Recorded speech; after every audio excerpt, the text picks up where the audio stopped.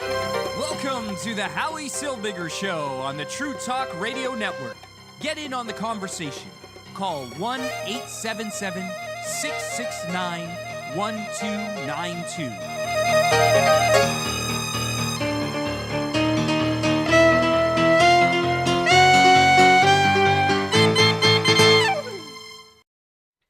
As we speak right now, there are a group of Hamas supporters standing in front of the Spanish and Portuguese synagogue in Montreal. Their goal: to stop an event, a real estate event that happens every year, where Israelis are trying to sell land in what these Hamas supporters, what these Jew haters consider occupied territories. Last night, in front of the Federation building in Montreal, more Hamas supporters, or maybe the same Hamas supporters, blocked the building from being entered as two IDF soldiers, former IDF soldiers, tried to give a speech inside the building. The building was blocked for hours by Hamas supporters yelling Intifada and calling for the destruction of the State of Israel and for the liquidation of the Jews there. The Montreal police have done very little. 2 people were arrested last night. So far, nobody's been arrested today. Montreal police have done very little to stop these attacks on the Jewish community. Earlier today, this afternoon, there was a bunch of Hamas supporters standing in front of the Y, the Jewish Y. There were a bunch of Jewish supporters, a bunch of Israel supporters standing in front of Talmud Torah Elementary School. And so the clash of protesters continues here in Montreal. The clash of protesters whose sole goal is to do what? I'm not sure what the purpose of these protests are. I understand the Arab side. I understand the Hamas side. Their purpose is to wreak havoc because they're being paid to wreak havoc. The people who are standing in support of Gaza, the Hamas supporters that we see on the streets, are paid protesters. These are not people, grassroots people who get out there to protest because they feel something. These are people who are out there protesting because they're being paid to be out there to protest. I remember a while back, during the COVID years, the Canadian government passed a law during COVID that you weren't able to have a protest with your face covered. That face coverings were illegal at protests. Now, I'm not sure if that law was just over COVID protests or that law was a general law, a general rule that applies to all protests. But looking at pictures from the Spanish and Portuguese this evening, looking at pictures from last night's confrontation at the Federation building in Montreal, and looking at protests across Montreal, I can't imagine that that people shouldn't be arrested for having their faces covered. Everybody has their face covered, including the police, by the way. Everybody has their faces covered. It's as if it's a masquerade party, as if the people who are coming to protest are ashamed of what they're protesting, ashamed of what they're doing. Covering their faces, they're trying to hide their identities. What are they ashamed of? Are they not in support of Hamas? Is that not why they're out there protesting? If that's the case and they do not support Hamas, then why are they standing there? And if they do support Hamas, why are they ashamed of it? Why are their faces covered? They're afraid that the police are going to arrest them? Well, if you don't break the law and you're peacefully protesting, then there's no chance that the police are going to come after you. I mean, of course, if you're calling for the murder of people and the destruction of a country and the annihilation of people, if you're yelling that Hitler was wrong, if you're yelling that Jews are Nazis, then maybe. Another interesting flag flying at these pro-Hamas rallies, and I've seen this a few times, is the CSN flag, the Nurses Union flag. And of course, the Nurses Union came out in support of the Gazan side of the conflict, so we shouldn't really be surprised that their flag is flying there. But here's the question, and it's a serious question. You could call in if you want, 1-877-669-1292. This is a very serious question. What is the purpose of the Jews getting out and waving Israeli flags?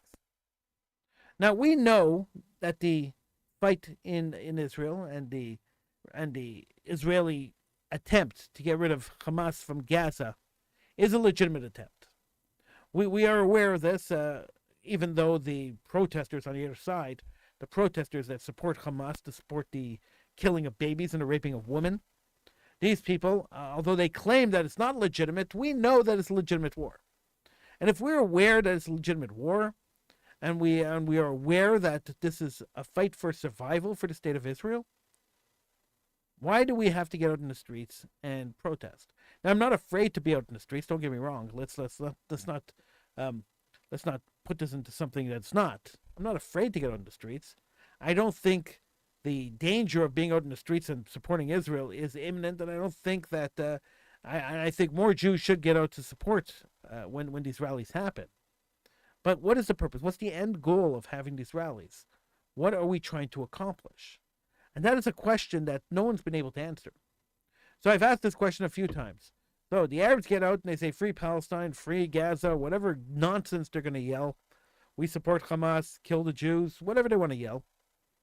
And the Jews get out and yell, rah, rah, rah, Israel. And all you do is yell back and forth at each other. You're not changing and they're not changing anything at all in the Middle East. This is not going to change what's happening in the Middle East. Hamas is not going to get up and say, oh, wait, there are 550 people who in Montreal who loved Hamas. Therefore, let's go and kill more Jews. And the Israeli Defense Forces are going to say, oh, there were 25 or 30 or 50 or 100 Jews standing in front of United Torahs in Montreal. Oh, let's go kill more Arabs. That's not what's going to happen. And that's not how world politics works. In general, protests 5,000, 6,000, 8,000 miles away really have very little impact both on the people involved in the war and on the war itself. It doesn't boost the morale of anybody. Nobody really cares that people are standing in the street. Now, I understand that Jews in North America want to feel useful and feel like they're doing something. And I understand that the propaganda machine on the Arab side is working overtime. And these rallies and these protests are just a part of the greater global propaganda that the Hamas is trying to perpetrate on the world to spread the lies. And I get it. And I guess countering it would be countering the lies. So I guess that's why it's happening. But it confuses me as to what the end purpose of the rallies are. Anytime I've ever had a political rally, there's always been a purpose for it. So I'm not sure what the purpose of these rallies are. But keep them going because it pisses off the other side, and I'm happy with that. 1-877-669-1292 is the number to call if you want to get on the conversation. 1-877-669-1292. So moving on from the unpleasantness that's happening outside right now in front of the Spanish and Portuguese and happened twice this week already, there's more unpleasantness to talk about. The unfortunate, very unfortunate death of the Just for Laughs Festival. Now I'm going to veer right off topic here. But the Just for Laughs Festival, we covered the Just for Laughs Festival for the last 2 decades, at least 2 decades. We've been going to Just for Laughs Festival every year, covering some shows, interviewing comedians, and basically being a partner with the Just for Laughs Festival here on the Howie Silbiger Show. And now they've declared bankruptcy. The festival is not going to happen this year. The festival has declared bankruptcy, and it is very upsetting that that this show, well, they didn't declare bankruptcy yet. They're going into bankruptcy protection, and they claim that they want to have a festival next year. But it's very upsetting that they're not going to have a festival this year. So I know we were ramping up to cover the festival again. Unfortunately, that's not going to happen this year. So there you go. And the festival is not going to happen this year. I hope that that things change. I really hope that at one point or another they get their finances together, or an owner takes over. I mean, it's the third owner since the founder was arrested on sex charges. This is the third owner, and I'm hoping that that somebody takes over and that the festival continues. It was always a pleasure to cover the Just for Laughs Festival. It was always a fun thing, and I hope that we could continue it.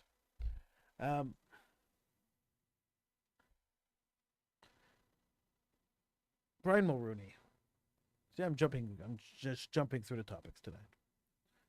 Brian Mulroney died this week. He was 84 years old. State funeral will be held for him on March 23rd. Why they wait so long to bury a body is beyond me, but that's the way it is. Brian Mulroney has a great legacy. I think he was the best Prime Minister Canada ever had.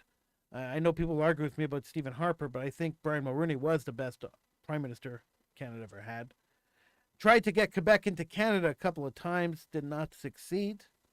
Was Prime Minister during one of the most prosperous times in Quebec, one of the times where people were making a lot of money. Brian Mulroney was an amazing Prime Minister, and he will be sorely missed. He was a good statesman, and just as recent as a couple of years ago, he was out there and he was trying to keep Canada alive, and I think that's very commendable in these days where we have a province, and a dictatorship in a province where they're trying to kill the country, at least kill Quebec. So this is something that I really, I really think that the death of Brian Mulroney is a very sad thing. One less voice to save Canada. Anyway, my voice is going. I wasn't going to do a long show tonight, so I thank you so much for joining me.